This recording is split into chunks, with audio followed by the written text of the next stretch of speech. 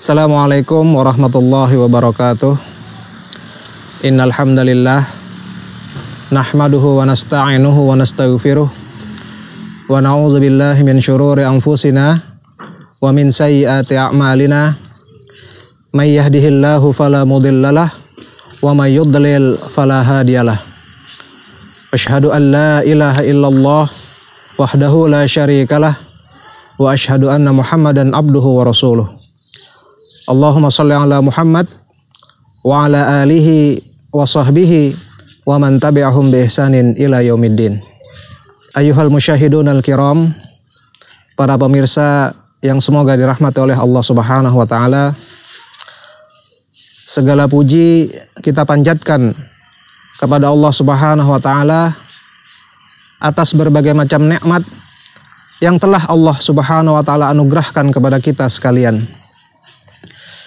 Di antara nikmat yang Allah Subhanahu wa taala anugerahkan kepada kita, yaitu kita sekarang berada di bulan yang mulia, yaitu bulan Muharram.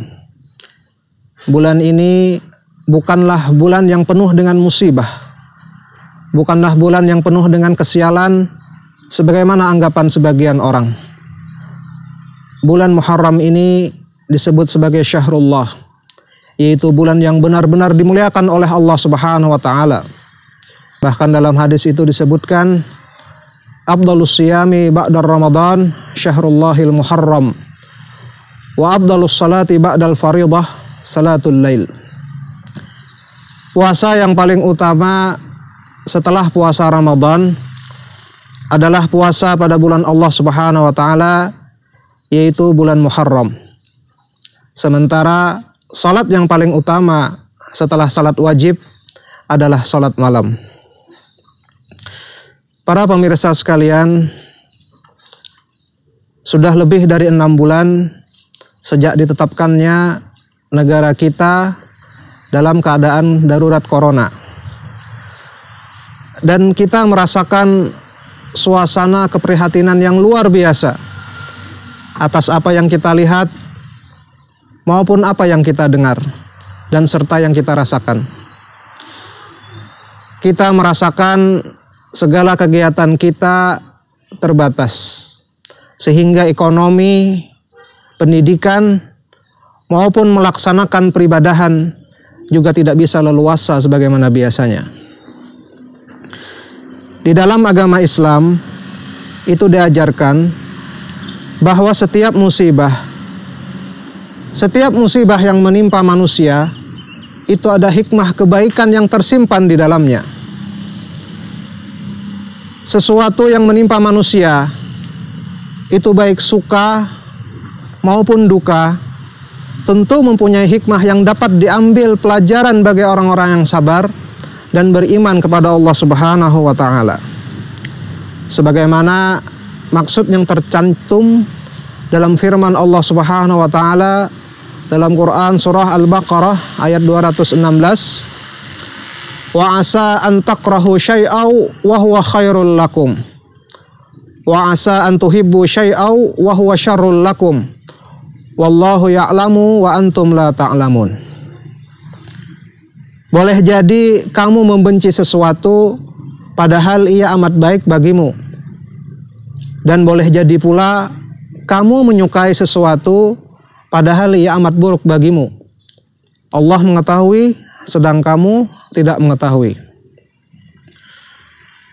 Oleh karena itu, dalam menghadapi musibah wabah yang sedang melanda dunia sekarang ini, walaupun dirasakan tidak menyenangkan atau mungkin sesuatu yang dianggap buruk dan kebanyakan orang membencinya, bahkan banyak orang yang stres karenanya, tentu ada hikmah yang besar, dan kita yakin di balik musibah yang sangat memilukan ini ada beberapa pelajaran positif yang dapat kita gali sebagai ibrah bagi kita semua. Pelajaran pertama adalah kita merasakan makin dekat dengan Allah Subhanahu wa taala. Allah yang Maha Kuasa, yang selama ini mungkin agak terabaikan oleh kesibukan duniawi kita. Musibah yang terjadi adalah sebagai peringatan dari Allah Subhanahu wa taala kepada manusia supaya mereka kembali kepada kebenaran yang diajarkan oleh Allah Subhanahu wa taala. Dalam Quran surah Ar-Rum ayat 41 maupun dalam surah As-Sajdah ayat 21, Allah Subhanahu wa taala menyatakan bahwa setiap musibah adalah peringatan kepada manusia supaya mereka kembali. Kedua ayat tersebut diakhiri dengan kalimat la'allahum yarji'un, yang artinya supaya mereka kembali. Kita sebut musibah pandemik COVID-19 ini sebagai peringatan kepada manusia. Sebab kehidupan manusia akhir-akhir ini sungguh sudah keterlaluan jika diukur dari ketentuan Allah Subhanahu wa taala. Mereka sudah menjauhkan dirinya dari Allah Subhanahu wa taala, bahkan melupakannya. Dengan kemampuan manusia yang luar biasa dalam bidang ilmu pengetahuan, dalam teknologi, itu menyebabkan mereka sombong dan meremehkan kekuasaan Allah Subhanahu wa taala. Karena kemampuan akal yang luar biasa tersebut, kepercayaan kepada Allah Subhanahu wa taala semakin menipis, bahkan mungkin sudah hilang sama sekali. Jika kepercayaan kepada Allah Subhanahu wa taala sudah hilang, maka otomatis manusia itu tidak mengakui agama sebagai aturan Allah Subhanahu wa taala. Mereka ciptakan sendiri aturan dan hukum menurut kebutuhan mereka, sehingga timbul keadaan yang tidak sinkron dengan hukum Allah Subhanahu wa taala. Merebaknya kebohongan, melegalkan LGBT, kawin sesama jenis, bahkan mungkin hidup bersama di luar nikah, serta mungkin menumpuk kekayaan dengan segala cara tanpa mengindahkan kemanusiaan, serta berbagai penyimpangan lain dari kehidupan individu mereka. Tetapi dengan munculnya wabah dan musibah, semua menjadi kalang kabut. Kesombongan yang mereka banggakan dalam kekuasaan politik, kekuatan ekonomi, kekuatan ilmu pengetahuan, itu hampir tidak berdaya. Tidak ada satupun kekuasaan yang bisa menahan dari sakit dan kematian. Tidak ada satupun kekuatan ekonomi yang bisa bertahan. Bisnis yang dibanggakan menjadi lumpuh. Banyak saudagar bangkrut. Banyak pabrik yang gulung tikar. Banyak pengangguran di mana-mana. Begitupun juga dengan ilmu pengetahuan tidak berdaya. Karena sampai hari ini belum ditemukan obat maupun vaksinnya, sehingga tingkat kematian masih tetap tinggi. Maka dalam keadaan seperti itu, seharusnya manusia menyadari kelemahannya dan kembali kepada Allah Subhanahu wa taala. Pelajaran yang kedua adalah hendaknya manusia semakin menyadari hakikat kehidupan di dunia ini. Harus meyakini bahwa hidup ini sementara dan akan pulang kembali ke negeri akhirat. Dengan banyaknya korban meninggal, maka hendaknya menjadi pelajaran bahwa hidup ini Allah yang menentukan. Sebagaimana manusia hidup ke dunia atas kehendak dan ketentuan dari Allah Subhanahu wa taala, begitu pula kematian atas kehendak dan ketentuan dari Allah Subhanahu wa taala. Kapan dan di mana, maka tentunya semua itu ada dalam takdir Allah Subhanahu wa taala. Pelajaran ketiga adalah hendaknya kita manusia semakin punya kepedulian sosial yang tinggi, memperhatikan sanak saudara, handai taulan dan keluarga kita, serta tetangga kita. Jika ada yang kekurangan, kita bantu semampu kita. Dengan banyaknya orang yang kehilangan mata pencaharian, maka otomatis makin banyak orang yang kesusahan untuk makan.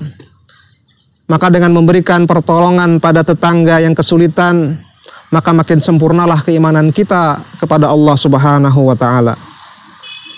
Selanjutnya, mungkin kebaikan yang ada di balik musibah ini ialah kedekatan hati kita dengan keluarga kita. Kalau mungkin dulu kita jarang tinggal di rumah karena aktivitas kita yang sangat tinggi, sekarang mungkin setiap waktu kita tinggal di rumah, bercengkrama, bersenda gurau, serta saling melepaskan kasih sayang di antara anggota keluarga. Keluarga adalah tiangnya masyarakat. Jika keluarga buruk, maka masyarakat pun buruk. Membangun masyarakat dimulai dengan membangun keluarga.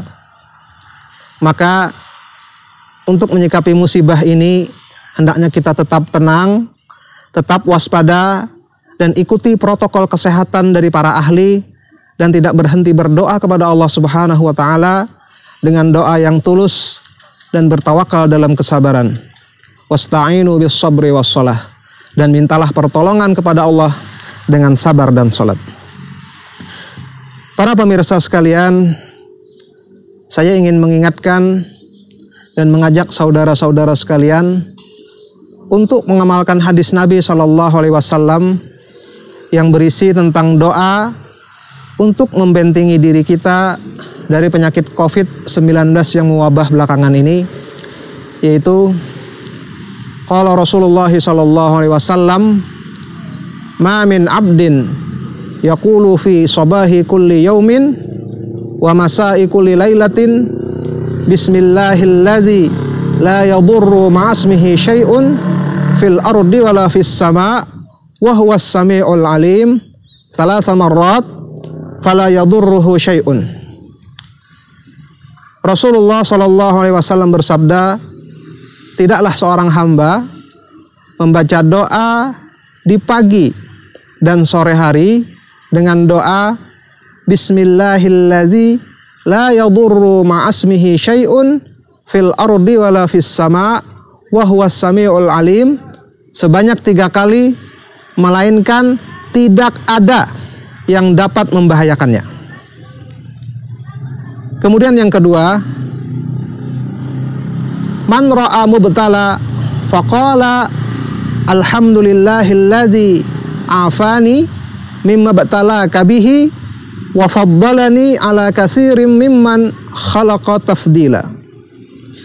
Jadi barang siapa yang melihat orang tertimpa musibah, kemudian ia mengucapkan alhamdulillahilladzi afani mimma btalaka bihi wa faddalani ala katsirin mimman khalaqa tafdila, maka niscaya musibah tersebut tidak akan menimpanya. Maka para pemirsa sekalian, hendaknya kita bisa mengamalkan doa ini setiap pagi dan sore hari kita dengan penuh keyakinan dan tawakal kepada Allah Subhanahu wa taala, sambil kita mengoptimalkan usaha kita dalam melakukan pencegahan penularan wabah COVID-19 ini, seperti dengan sering berwudu dan mengenakan masker. Dan tidak lupa saya mengingatkan sebagaimana yang disebutkan oleh para ulama, bahwasanya sebuah doa itu akan mendatangkan manfaat sesuai dengan keyakinan yang membacanya, sesuai dengan kehadiran hatinya, dan sesuai dengan kekuatan tawakalnya. Semakin kuat, maka semakin kuat pula pengaruh doa tersebut. Dan sebaliknya, semakin lemah, maka semakin lemah pula pengaruh doa tersebut. Yang demikian itu karena sebuah zikir, sebuah ta'awuzat atau sebuah doa perlindungan dan kalimat-kalimat ruqyah itu adalah senjata. Dan senjata itu tergantung yang menggunakannya, bukan semata-mata karena tajamnya saja. Demikian, semoga ada manfaatnya bagi kita semuanya. Barakallahu fikum. Wassalamualaikum warahmatullahi wabarakatuh.